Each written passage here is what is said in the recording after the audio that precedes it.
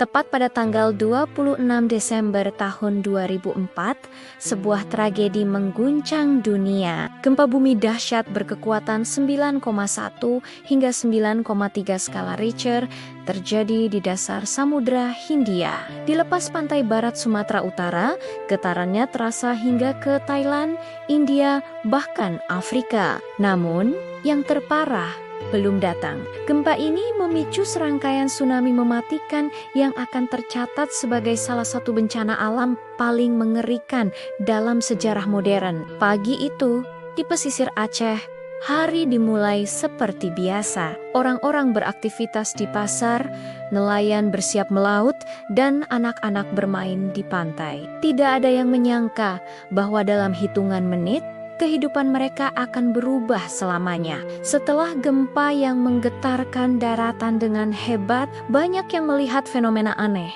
Air laut surut secara drastis, meninggalkan ikan-ikan menggelepar di pasir. Beberapa orang penasaran dan turun ke pantai, tidak menyadari bahwa itu adalah pertanda bahaya yang mengancam. Lalu, dari kejauhan, tampaklah dinding air raksasa yang bergerak dengan kecepatan luar biasa menuju daratan.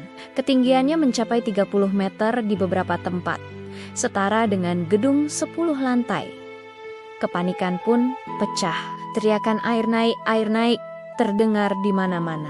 Orang-orang berlari sekuat tenaga, mencoba menyelamatkan diri, mencari tempat yang lebih tinggi. Namun, kecepatan dan kekuatan gelombang itu tak tertandingi. Dalam sekejap, air bah menelan segalanya. Rumah, gedung, pohon, dan kendaraan tersapu seperti mainan. Gelombang hitam pekat yang membawa puing-puing menerjang daratan hingga beberapa kilometer ke pedalaman kota Banda Aceh yang berada paling dekat dengan pusat gempa luluh lantak. Masjid Raya Baitur Rahman yang megah menjadi salah satu dari sedikit bangunan yang kokoh berdiri di tengah lautan kehancuran, menjadi tempat perlindungan bagi ratusan orang yang selamat. Kisah-kisah dari para penyintas sungguh memilukan sekaligus menginspirasi. Ada seorang ibu yang harus melepaskan genggaman tangan anaknya karena terseret arus deras. Ada anak-anak yang terpisah dari orang tuanya dan harus bertahan hidup sendirian. Namun, di tengah keputusasaan, ada juga cerita tentang keberanian dan keajaiban. Seperti kisah Martunis, seorang anak laki-laki yang ditemukan selamat setelah 21 hari terapung di laut, mengenakan seragam timnas sepak bola Portugal. Kisahnya menyentuh hati dunia, termasuk bintang sepak bola Cristiano Ronaldo. Dampak bencana ini sangat luar biasa. Diperkirakan lebih dari 230.000 jiwa melayang di 14 negara, dengan Indonesia, khususnya Provinsi Aceh, menjadi yang paling parah terkena dampaknya.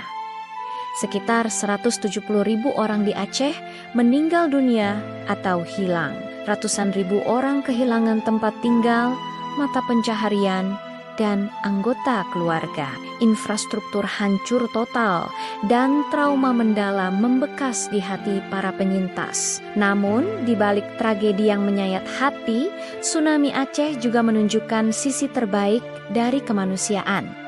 Bantuan datang dari seluruh penjuru dunia, negara-negara, organisasi non-pemerintah, dan individu dari berbagai latar belakang bersatu padu memberikan bantuan darurat, makanan, obat-obatan, dan dukungan moral. Relawan dari seluruh Indonesia dan dunia datang ke Aceh untuk membantu proses evakuasi, pencarian korban, dan rekonstruksi. Solidaritas global ini menjadi cahaya di tengah kegelapan. Secara tak terduga, bencana ini juga membawa hikmah perdamaian. Konflik berkepanjangan antara Gerakan Aceh Merdeka atau GAM dan pemerintah Indonesia yang telah berlangsung selama puluhan tahun akhirnya menemukan titik terang. Kesadaran bahwa mereka menghadapi musuh yang sama, yaitu kehancuran dan penderitaan, mendorong kedua belah pihak untuk kembali ke meja perundingan. Pada Agustus tahun 2005, kurang dari setahun setelah tsunami, kesepakatan damai bersejarah ditandatangani di Helsinki, Finlandia, mengakhiri konflik yang telah merenggut ribuan nyawa. Proses pemulihan dan rekonstruksi Aceh adalah sebuah proyek kolosal. Dengan bantuan internasional, Aceh dibangun kembali dari nol. Rumah-rumah baru, sekolah, rumah sakit, dan jalan raya didirikan.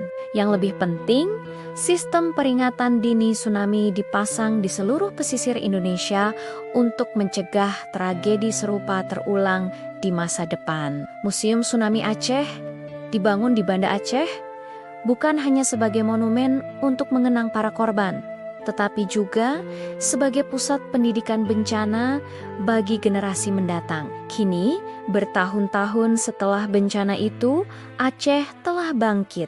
Kehidupan telah kembali normal, roda ekonomi berputar lagi, dan senyum telah kembali menghiasi wajah warganya. Namun, kenangan akan 26 Desember tahun 2004 tidak akan pernah pudar. Setiap tahun warga Aceh dan dunia memperingati hari itu dengan doa dan renungan. Tsunami Aceh mengajarkan kita tentang kekuatan alam yang dahsyat, kerapuhan hidup manusia, dan pentingnya kesiapsiagaan bencana. Kisah ini juga mengingatkan kita tentang kekuatan harapan, ketahanan jiwa manusia, dan keajaiban solidaritas.